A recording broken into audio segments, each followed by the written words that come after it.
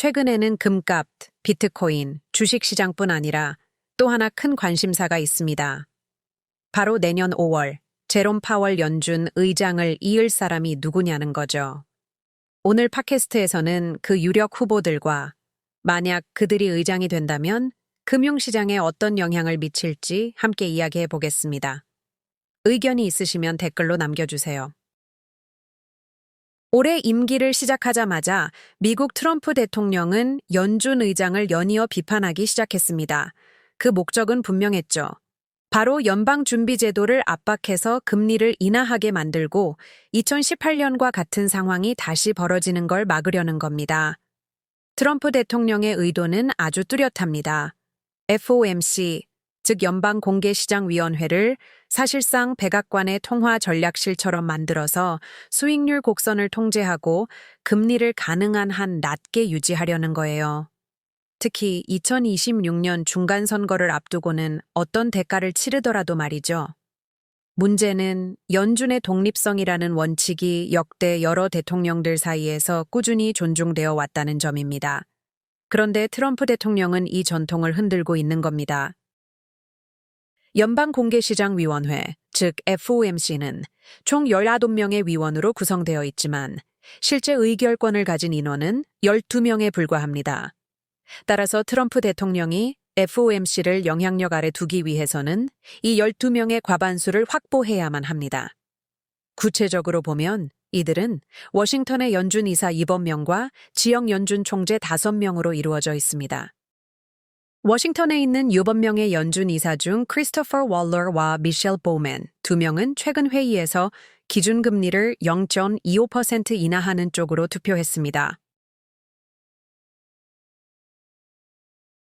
트럼프 대통령이 새로 임명한 또 다른 인물은 스티븐 미란으로 곧 임기를 마치는 에이드리아나 쿠글러를 대신합니다.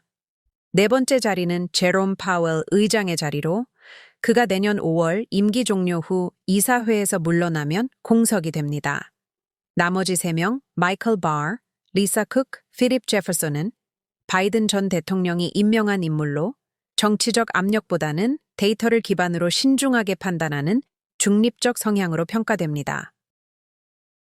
만약 이런 시나리오가 현실화된다면 트럼프 대통령은 2026년 중반에 워싱턴 연준 이사 7석 중 4석을 차지할 수 있습니다. 뉴욕 연준 총재 윌리엄 다들리는 만약 4명의 이사가 한쪽으로 뭉친다면 새로운 연준 의장은 자신의 의지를 추진할 수 있는 큰 동력을 갖게 될 것이라고 평가했습니다. 다만 이는 투표권을 가진 위원회의 3분의 1에 불과하며 지역 연준 총재들은 정치적 압력과 상관없이 경제적 판단에 따라 투표할 것이라는 점을 명심해야 합니다. 왜 트럼프 대통령이 연준을 장악하려 하는 걸까요? 트럼프에게 경제 성장은 단순한 것이 지표가 아니라 정치적 성공을 판단하는 바로미터입니다. 2018년 말의 경험은 여전히 잊을 수 없는 교훈으로 남아 있습니다. 차트를 보면 파월 의장 시절 연준은 단 1년 동안 금리를 4차례 인상했고 그 결과 월스트리트는 2008년 금융위기 이후 최대 규모의 폭락을 겪었습니다. 당시 S&P 500 지수는 3개월 만에 20% 이상 하락하며 트럼프가 자랑했던 성과를 모두 지워버렸습니다. 이 경험에서 트럼프는 결론을 내렸습니다. 트럼프 브랜드를 경제 분야에서 지키려면 연준이 독자적으로 통화정책을 조이도록 허용해서는 안 된다는 것입니다. 이제 트럼프 시절 차기 연준 의장 후보군을 함께 살펴보겠습니다. 초기 후보 명단에서 스콧 베센트는 단연 1순위로 부상했습니다. 그는 재무장관으로서의 경험뿐만 아니라 트럼프 2기 재정정책의 총괄 설계자로서 핵심 역할을 수행했기 때문입니다.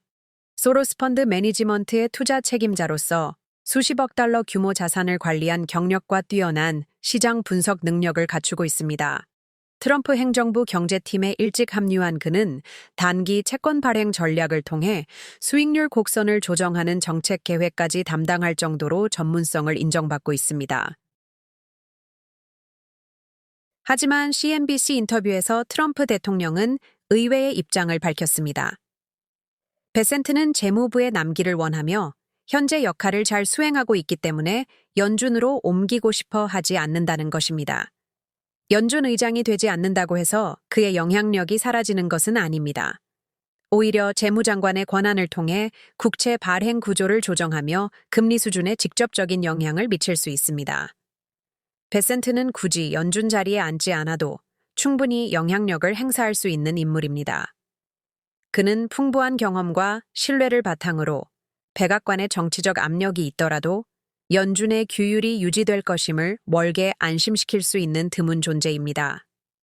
다시 말해, 그는 트럼프의 과감한 재정 전략과 질서 있는 통화체제 사이를 잇는 가교 역할을 하고 있습니다. 두 번째 후보는 54세의 케빈 워시입니다. 그는 30대 초반이던 2006년부터 2011년까지 연준 이사로 재직하며 역사상 가장 젊은 연준 이사 중 한 명으로 기록되었습니다. 2008년 금융위기 당시 워시는 FOMC 내부에서 대표적인 매파로 알려졌습니다. 그는 금리 인하와 긴급 유동성 공급을 통한 은행 시스템 구제를 지지했지만 동시에 인플레이션 위험과 무제한적 양적 완화가 초래할 수 있는 장기적 부작용에 대해 끊임없이 경고해왔습니다. 워시는 여러 차례 파월 의장을 공개적으로 비판했으며 특히 미국의 국가 부채가 급격히 늘어나는 상황에서 연준과 재무부가 1951년과 같은 협정을 맺어 정책을 공조해야 한다고 주장하기도 했습니다. 그러나 그는 동시에 고금리를 지지하고 연준의 독립성을 수호해온 이력도 있습니다. 이러한 점은 연준이 백악관의 이해에 봉사해야 한다는 트럼프 전 대통령의 시각과는 완전히 맞지 않는 부분으로 평가됩니다. 세 번째 유력 후보는 현재 연준 연방준비제도 이사 중인 크리스토퍼 월러입니다. 그는 2020년에 트럼프 대통령에 의해 지명되어 연준 이사로 임명되었으며 2030년까지 임기를 보냅니다. 이전에는 세인트루이스 연준의 연구 담당 부총재로 활동하며 FR@ 연준 경제자료에 중요한 역할을 했고 연구 및 교육 경력도 풍부한 경제학자입니다. 2008년 이후 일관되게 통화이론, 거시경제, 정치적 경제를 연구해 왔으며 연준 독립성을 강조하는 목소리로도 잘 알려져 있습니다.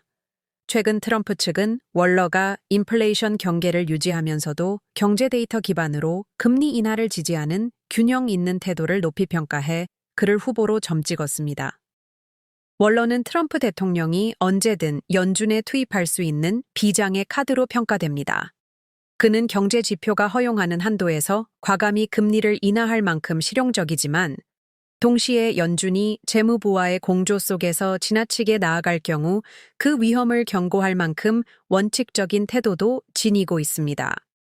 이러한 조건부 충성과 최소한의 통화 규율 사이의 균형이야말로 월러를 이상적인 선택지로 만드는 이유입니다.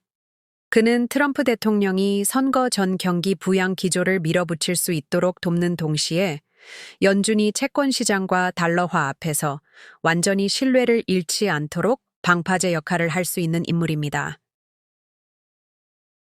네 번째 후보는 63세의 케빈 헤셋입니다.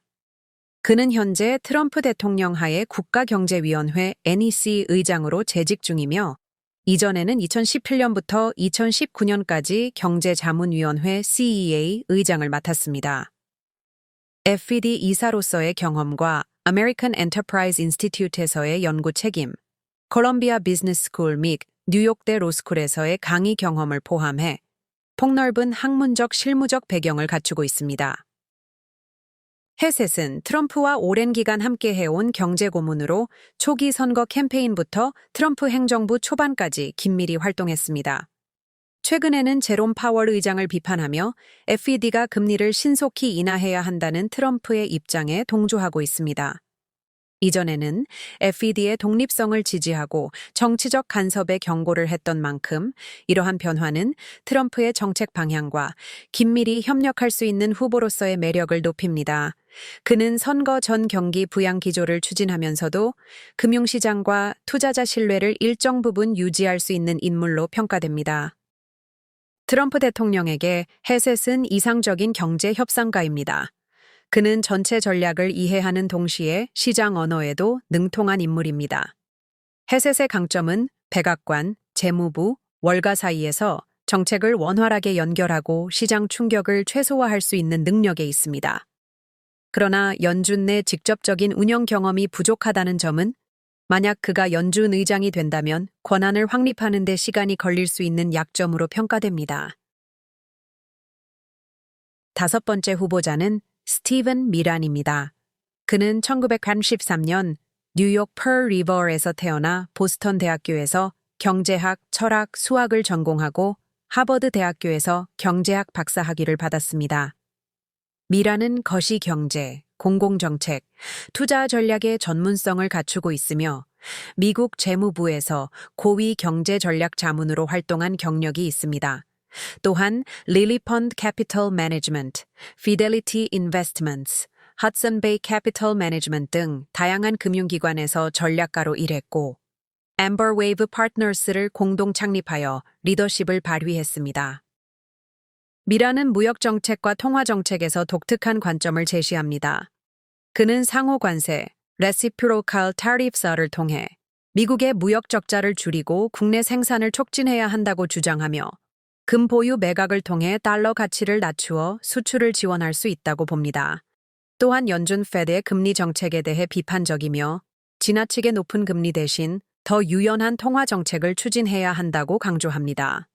2025년 8월 그는 아드리아나 쿠글러 전 연준 이사의 후임으로 FED 이사회 후보로 지명되었으며 금리 인하를 통한 경제 성장 촉진과 정책의 유연성 확보를 목표로 합니다.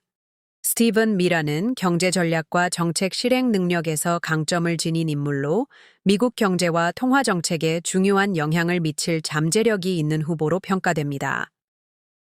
새로운 자리에서 미라는 FOMC 내에서 즉각적인 완화 정책을 확고히 지지하는 한 표가 되어 지금까지 페드 전통에서 유지되어 온 통화 정책에 대한 절대적 합의를 끝내게 됩니다. 그는 페드 내부에서 폭발적인 역할을 할 인물로 트럼프의 전략을 경제적 농어로 정당화할 능력을 갖추는 동시에 백악관의 정치적 목표를 위해 중앙은행의 전통적 독립성을 깨뜨릴 준비도 되어 있습니다. 트럼프의 전략이 성공할 경우 금융시장에 미치는 영향은 강력할 뿐만 아니라 단기와 장기에서 뚜렷하게 양극화되거나 심지어 완전히 반대가 될 수도 있습니다. 연준이 비둘기파로 선회하면 단기 자산은 빠르게 하락하고 2년 만기 채권에는 매수세가 몰리는데 시장은 강력한 금리 인하를 예상하기 때문입니다. 그러나 곡선의 다른 끝에서는 상황이 정반대입니다. 투자자들이 연준이 인플레이션 대응을 완화할 것을 우려하면서 10, 30년 만기 채권은 매도될 가능성이 있습니다. 금값에 대해 말씀드리자면 연준의 독립성에 대한 신뢰가 흔들릴 때마다 금은 즉시 투자자들의 관심을 받습니다. 트럼프 행정부 시절 연준이 완화적 기조를 보였을 때 금값은 1년 만에 3,500달러 온스 고점을 돌파하며 60% 이상 상승했습니다. 이는 단순히 낮은 금리에 대한 반응만이 아니라 달러 약세와 높은 인플레이션 가능성에 대한 베팅이기도 했습니다. 만약 양적 완화 정책이 다시 시행된다면 이러한 흐름은 더욱 강화될 수 있습니다. 달러는 현재 두 가지 힘의 끌림 속에 놓여 있습니다. 한쪽은 관세 정책과 국내 생산 촉진으로 달러를 지지하는 힘이고 다른 한쪽은 초완화적 통화 정책과 인플레이션 위험으로 반대로 당기는 힘입니다. 만약 시장이 트럼프가 통화 정책을 직접 시행한다고 믿는다면 안전자산으로서 달러에 대한 신뢰는 약화될 수 있습니다. 각국 중앙은행은 은밀히 금, 유로 혹은 위안화로 외환 보유고를 다각화할 가능성도 있습니다. 현재 대규모 매도세는 나타나지 않았지만 달러 약세 추세는 이미 서서히 시작되고 있습니다. 트럼프의 2기 행정부에서 연준 인사 구도는 이제 거의 한 판의 체스로 형성되고 있습니다. 이 체스판에서 트럼프는 단순히 연준 의장 한 명을 통해 권력을 쥐는 것을 넘어 재무부와 긴밀히 협력하는 전략적 인사 네트워크를 구축하여 연준을 재편하고 백악관의 의도대로 통화 질서를 재구성하려는 목표에 그 어느 때보다 가까워지고 있습니다. 저는 개인적인 생각으론 갑자기 큰 방향 전환이 있을 것 같아요. 그리고 스콧 베센트가 다음 연준 의장이 될 것 같아요. 기대되지 않나요? 세계 경제와 정치에 관심이 있다면 다음 팟캐스트도 놓치지 않도록 꼭 구독해 주세요.